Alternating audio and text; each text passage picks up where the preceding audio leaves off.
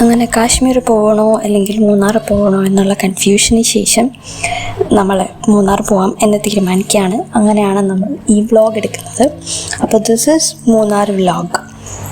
നമ്മൾ ആംബർഡീൽ എന്ന് പറഞ്ഞ റിസോർട്ടിലേക്കാണ് പോയിരുന്നത്. ആൻഡ് അവിടെ പോയപ്പോൾ തന്നെ നമുക്ക് വാവ് എന്ന് പറഞ്ഞൊരു എഫക്റ്റായിരുന്നു. അവർ ഒരു വെൽക്കം സംഭവമൊക്കെ നടത്തിയിരുന്നു. നമ്മൾ സാധാരണ വീഡിയോസിലൊക്കെ കാണുന്ന പോലെ ഒരു മാലയൊക്കെ ഇട്ട് അവർ നമ്മളെ സ്വീകരിച്ചിരുന്നത്. അതിൻ്റെ അതിലൊന്നും വീഡിയോ എടുക്കാൻ പറ്റിയിരുന്നില്ല. കാരണം നമ്മൾ അവിടെ എത്തുമ്പോഴാണ് ആക്ച്വലി ഒരു വ്ളോഗ് ആക്കാമെന്ന് തീരുമാനിച്ചത്. സോ അതിനൊന്നും വീഡിയോ എടുക്കാൻ പറ്റിയിരുന്നില്ല. അവരൊരു കോഫിയൊക്കെ തന്നിട്ടാണ് നമുക്ക് വെൽക്കം ചെയ്തിരുന്നത്. എന്നിട്ട് നമ്മൾ റൂമിലേക്ക് പെട്ടെന്ന് തന്നെ അവർ മാറ്റി. റൂം അടിപൊളി റൂമായിരുന്നു, നല്ല ആംബിയൻസ് ഒക്കെ ഉള്ള റൂമായിരുന്നു. ആൻഡ് ബാൽക്കണിയിൽ നിന്നുള്ള വ്യൂ അടിപൊളിയായിരുന്നു. ആൻഡ് ആക്ച്വലി നമ്മൾ ബാൽക്കണി വ്യൂ നല്ല ഏത് റിസോർട്ടിലാണ് ഉള്ളതെന്ന് നോക്കി തപ്പിപ്പിടിച്ച് പോയതാണ്. ഇവിടുത്തെ ഒരു ആംബിയൻസാണ് എനിക്ക് കൂടുതലായിട്ട് ഇഷ്ടപ്പെട്ടത്. നല്ലൊരു റിലാക്സ് ചെയ്തിട്ട് കുറച്ച് ദിവസം നമുക്ക് സ്പെൻഡ് ചെയ്യാൻ പറ്റിയ. നമ്മളവിടെ ഒരു ദിവസമേ നിന്നിരുന്നുള്ളൂ. ആൻഡ് എനിക്ക് തോന്നിയിട്ടുള്ളത് ഒരു ദിവസം അവിടെ നിന്നിട്ട് നമ്മൾ കുറച്ചൊന്ന് പ്ലാനൊക്കെ ചെയ്ത് ഇവരുടെ ആക്ടിവിറ്റീസൊക്കെ എവിടെ എങ്ങനെ ഏത് സമയത്താണെന്നൊക്കെ നമ്മളൊന്ന് നോക്കി വെച്ച് പ്ലാൻ ചെയ്തിട്ടൊക്കെ പോവുകയാണെങ്കിൽ നമുക്ക് അവിടെ നല്ല എന്താ പറയുക നന്നായിട്ട് എക്സ്പ്ലോർ ചെയ്യാൻ പറ്റുമെന്ന് എനിക്ക് തോന്നിയിട്ടുണ്ട്. നമ്മളൊരു റഷ് അങ്ങനെയായിട്ട് പോയതാണ്. മോളൊക്കെ ഉള്ളത് കൊണ്ട് അവളുടെ ടൈമൊക്കെ നോക്കിയിട്ട് മാത്രമേ നമുക്ക് ഓരോന്ന് പ്ലാൻ ചെയ്യാൻ പറ്റുന്നുണ്ടായിരുന്നുള്ളൂ. അപ്പോൾ അതുകൊണ്ട് നമുക്ക് ഈ പറയുന്ന ക്യാമ്പ് ഫയറും ബേക്കിംഗ് സെഷനും ഒക്കെ നമുക്ക് മിസ്സായി.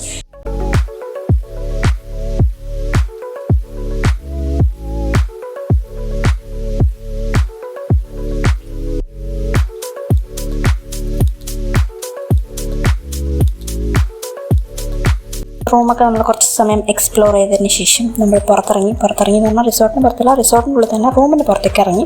അപ്പോൾ അവിടെ കുറച്ച് recreational area, camp fire area എന്നൊക്കെ പറഞ്ഞിട്ട് കുറച്ച് കാര്യങ്ങളൊക്കെ ഉണ്ട്. എന്നിട്ട് ഇവിടെ കുറേ ആക്ടിവിറ്റീസും അവർ ചെയ്യുന്നുണ്ട്. അതായത് ബേക്കിംഗ്, പിന്നെ ക്യാമ്പ് ഫയർ, അങ്ങനെ കുറച്ച് ട്രക്കിങ്, ഇങ്ങനത്തെ സംഭവങ്ങളൊക്കെ ഉണ്ട്. അതൊക്കെ ഓരോ ടൈമിങ്ങിലാണ് ഉള്ളത്. അവർ മുമ്പേ റൂമിലെത്തിയ ഉടനെ നമുക്കൊരു ബ്രോഷർ വന്നിട്ട് ഇന്ന ടൈമിലാണെന്നൊക്കെ പറഞ്ഞിരുന്നു.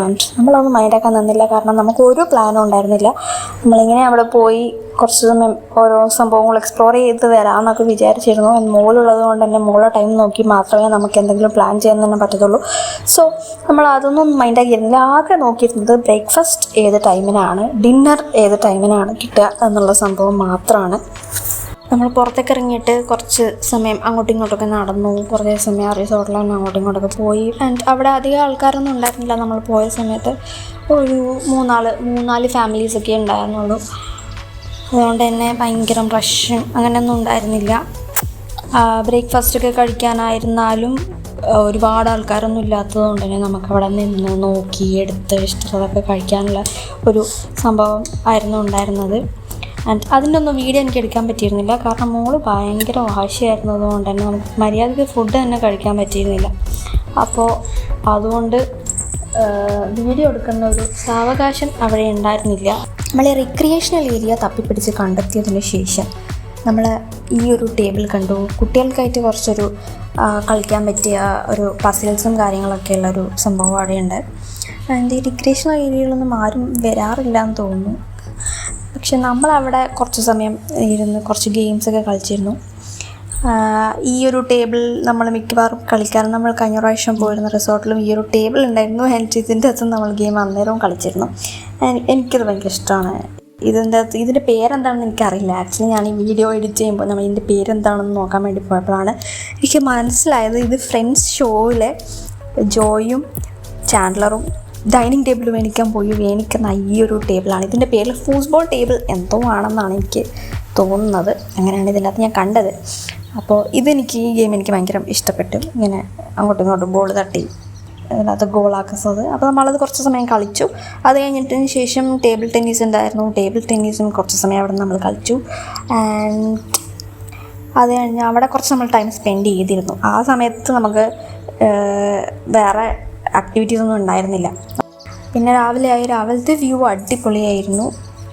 കുറച്ച് കോടയൊക്കെ ഉണ്ടായിരുന്നു. പക്ഷെ ഒരുപാടൊന്നുമില്ല, ഭയങ്കര തണുപ്പൊന്നും പറയാനൊന്നും ഉണ്ടായിരുന്നില്ല. ഒരു മീഡിയം തണുപ്പാണ് ഉണ്ടായിരുന്നത്. ആൻഡ് അവിടുന്ന് കുറച്ച് സമയം നമ്മളിങ്ങനെ നോക്കി ഇരുന്നു, വ്യൂ ഒക്കെ നോക്കി കുറച്ച് ആസ്വദിച്ചു. അത് കഴിഞ്ഞ ശേഷം ഫ്രഷായി പുറത്ത് പോയി ട്രക്കിങ്ങിന് പോയി. ട്രക്കിങ് അവർ പോയി കഴിഞ്ഞതിന് ശേഷം നമ്മൾ പോയിരുന്നു.